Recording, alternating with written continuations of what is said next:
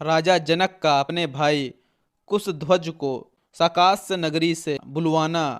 राजा दशरथ के अनुरोध से वशिष्ठ जी का सूर्यवंश का परिचय देते हुए श्री राम और लक्ष्मण के लिए सीता तथा उर्मिला को वर्ण करना। तदंतर जब सवेरा हुआ और राजा जनक महर्षियों के सहयोग से अपना यज्ञ कार्य संपन्न कर चुके, तब वे वाक्य मर्मज्ञ को जानने वाले नरेश अपने पुरोहित सतानद जी से इस प्रकार बोले। ब्राह्मण, मेरे महातेजस्वी और पराक्रमी भाई कुशध्वज जो अत्यंत धर्मात्मा है, इस समय इच्छुमती नदी का जल पीते हुए उसके किनारे बसी हुई कल्याणमयी साकांस नगरी में निवास करते हैं।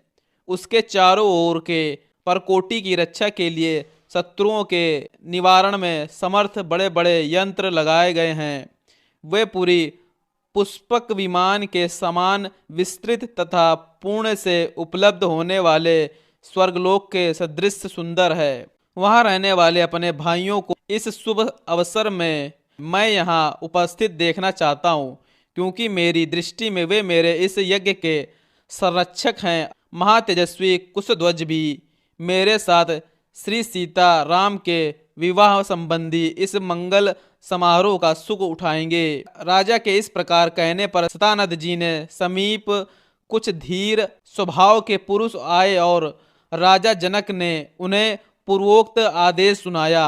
राजा की आज्ञा से वे श्रेष्ठ दूत तेज चलने वाले घोड़ों पर सवार होकर पुरुष सिंह कुशध्वज को बुला लाने के लिए चल दिए, मानो इंद्र की आज्ञा से उनके दूत भगवान विष्णु को बुलाने जा रहे हों। सकाश में पहुंचकर उन्होंने कुशध्वज से भेंट की और मिथिला का यथार्थ समाचार एवं जनक का अभिप्राय भी निवेदन किया।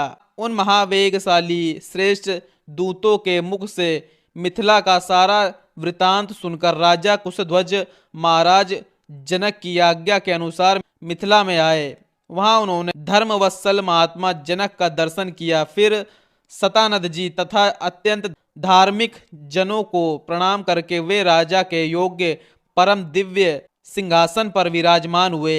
सिंहासन पर बैठे हुए उन दोनों अमित तेजस्वी वीर बंधुओं ने मंत्री प्रवर सुदामन को भेजा और कहा, मंत्रीवर, आप शीघ्र ही अमित तेजस्वी इक्ष्वाकु कुलभूषण महाराज दशरथ के पास जाइए और पुत्रों तथा मंत्रियों सहित उन दुर्जय नरेश को यहाँ बुला लाइए।